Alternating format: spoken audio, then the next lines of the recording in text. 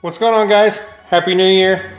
Sorry I didn't really post much after Christmas. Been kind of busy around here getting things in order. But yeah, so I got a couple of cool things for Christmas that my wife got me. She's always supporting my habits, thank God. So I wanted to show you, also I did a beer haul. Not a big one, just a small one. I went up to Lubbock, which is about 2 hours north of where I am right now. We don't really have a very big craft beer selection down here in Midland, but we do have HEB, and they have a fair selection. But if you want beer from different breweries from like other parts of the country or whatever, you have to pretty much go to this place called Specs, which Lubbock has, and Houston had it as well. And what do you think of my shirt? Huh? Life is beautiful. Got it for Christmas as well. So yeah, check this out. Got a grain mill. Yep, sorry about the noise. Got a grain mill. This is the handle. I actually had to put this thing together. It actually has roller settings here on each side, so I can adjust the roller. And it wasn't too expensive. It was one that was on my wish list. My wife picked it up for me. It was like a $90 grain mill. And here's where the handle goes. Pretty much, you just hook your handle on there. But I'm going to use a drill, and we'll see how it goes. Got pretty good reviews on it. I'll try and share the link to this particular grain mill below. But yeah, here's the handle, and I won't be using it, like I said. I'll be using a drill bit. And I also she got me this jalapeno pepper core. So I'm going to do a video again with the jalapeno poppers using this. And behind it, you can see she got me a popper holder. So instead of filling the poppers from the side, I will fill them from the top, and I can just set them in there and bacon wrap them and everything. So I'm excited about that. Beer haul. I picked up this drum roll American Pale Ale from Odell Brewing Company. It's a little 6-packer. And then I picked up this grapefruit pulpin that I've been wanting to try, that somebody by the name of Jordan Lindsay sent me one time a while back. Actually, I think he sent me the homebrew version, but it was in a grapefruit pulpin bottle, so it fooled me a little bit. And this is actually in the Houston area. This is up in Magnolia, Texas, actually. This is Lone Pint Brewing, and this is their Yellow Rose Smash IPA. It was very pricey here. It was about $14 for 4 of those. After tax, it was like $16, so that's like 4, 8, 12, I mean, $4 per bottle. So enjoy each swill nicely and thoroughly. But yeah, I mean, not a bad deal overall. Yes, things are cheaper in Houston, but you bring your own beer, it doesn't really matter anyways, because, I mean, I really don't buy a lot of craft beer when I have my own supply. I just drink what I brew most of the time. It is nice once in a while to get other breweries' beers and try them out and see what other kind of styles are out there, so I'm not stuck just brewing the same old styles over and over again. But this is a pretty good brew haul. I mean, it's a decent selection. You know, it's 12-pack there, 4 here. These are pretty strong, I believe. It's a Smash IPA. It's a 6.8er, so it should be good drinking. I want to show you outside in the garage. I'm doing a project. I'm going to video it, of course. I'm going to video it. Why not, right? For those who are interested. But I am working on a Keezer. This Keezer, this is a freezer. This chest freezer was on sale at Best Buy for 168 bucks. Not a bad deal. It's an Insignia. It holds 4 kegs pretty well. I've got 3 in here just for the hell of it. I mean, there's nothing in them. They need to be cleaned and sanitized, but I put them in here just to kind of test space-wise how they'll fit. I have another keg here that will sit up on here. Right now the lid won't shut because of that, but I'm gonna put a tall collar on here, and then it'll sit up here just fine. So basically what I want to do is I want to build a collar around this to sit on here, and then I'll silicone it in place, you know, and seal the inside so that no cool air leaks out. And I'll fasten this to the top of that collar. And I think I'll chalkboard paint it or something. I'm not sure. I might stain it and make it look all nice and wood grainy. I don't know. And just use my what do you call it? My chalkboard tabs to label my beers. So there's that. And then over here, I've got my Inkbird I just got in. And right now it's like freaking out because the alarm's going off. This Inkbird has a heating and a cooling. I'm not going to use the heating. It doesn't get cold enough here in the garage to worry about my beer getting too cold in here. So clearly I only have the freezer plugged into the cooling side of this. I don't know if you can see that. But yeah, it's plugged into the cooling side. And you can, like if you live in colder places and you got your freezer out in the garage, you'll want a heating belt or heating pad down in there to kind of keep your temperature regulated. But I mean, overall, this is pretty cool because right now it says my freezer is still about 10 degrees. So what I've done basically is I've plugged it into this.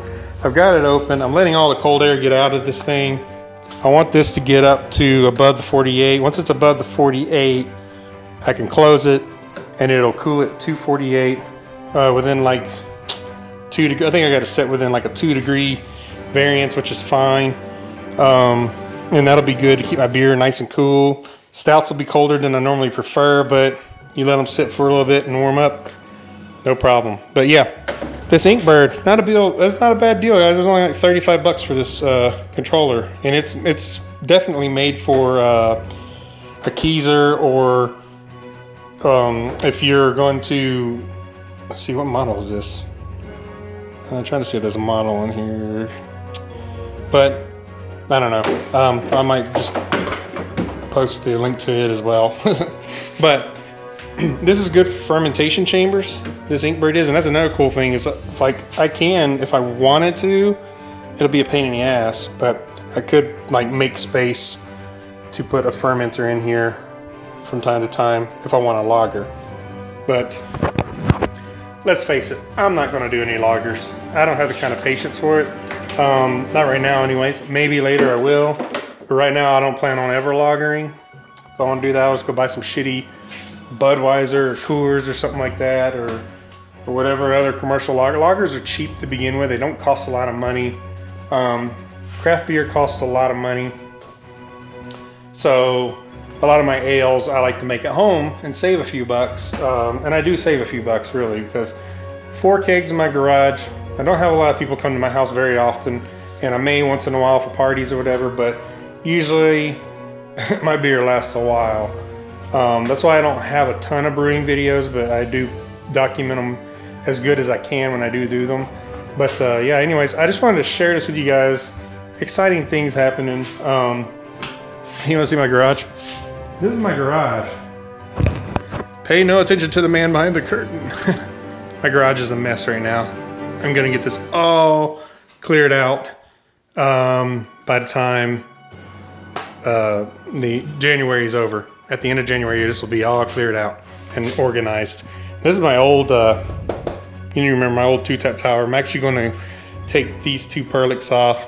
I have another perlik in the house that's brand new. I'm gonna order one more. I need to order 3 shanks, some tubing, hosing, some quick disconnects, and that's it. And then I'm all, sorry if you're hearing like the little scrubbing, that's me flipping my mic back and forth. I have this little mic. I'm actually using my iPhone on these videos like this. But yeah, I'm recycling some parts, and what I don't need, I'm giving away, selling off. I actually have somebody picking up my old kegerator fridge here before too long, and I'm giving a little tower with it and everything. I'm keeping my CO2, keeping my my regulator. I'm keeping these bad boys. Just gonna disconnect it here and put a new tube on it and just leave it be. But anyways, it's been real, it's been fun, it's been real fun. And as soon as I get a brew going, I will keep you posted. One more thing I almost forgot to say. The English pale, or the Old English Ale is done fermenting. It's just clarifying right now. It's still sitting in the catalyst. So I'm hoping to rack that into a keg here soon. As soon as I can get one cleaned and sanitized, I will rack that in. And I'm hoping to put it in this Keezer build for now, just to keep it cold in a keg, just until I get this thing built. But why not use it right? But for the time being, waiting for this thing to get back up to temp. It's where I feel comfortable putting beer, like store beer or whatever, in here for now, while I get all the parts together. And another thing, Craft the Brew, as you know, I have the catalyst. Craft the Brew actually did send me a free carrying cover. They came out with a sample port for the Craft the Brew fermenter, or catalyst fermenter, and it's like they show you how to like drill it out. Sorry, my voice is allergies and crap have been bothering me. They have a video on like how to drill it out and put their ball valve in. The ball valve is $25. Not bad. I mean, and it gives you a sample port and everything. So for those who were complaining, like if you're bottling, you can bottle from the sample port if you want, versus worrying about the yeast that's building up on the cone part of the fermenter. So I may order that and demonstrate it here when I'm ready to. But I'm not bottling, but I will get it because it'll be easier to just hook that up and rack to the kegerator versus running it out the bottom and risk sucking down any yeast that might have collected on the cone. And I think that was a lot of people's complaints was, okay, the collection jar thing is cool and all, but I'm getting yeast in my bottle, too much yeast in my bottles. And the bouncer bottle filter, it works pretty well. The little bottling filter that I demonstrated before, it works pretty well. But you still get more yeast than you need into your bottles. So yeah, there's that. I may order it and demonstrate it. Maybe Craft the Brew will send me one. I know you're watching, and if you're not watching, somebody needs to contact Craft the Brew and say, send James from the Brew-Q a ball valve. So anyways, guys, appreciate your attention for the last 10, 15 minutes. I don't know. Don't even know what the clock says. But anyways, look down below. I will post the links to the Inkbird controller and the grain mill that I purchased, or didn't purchase, I got for Christmas. So keep a lookout for future videos here soon.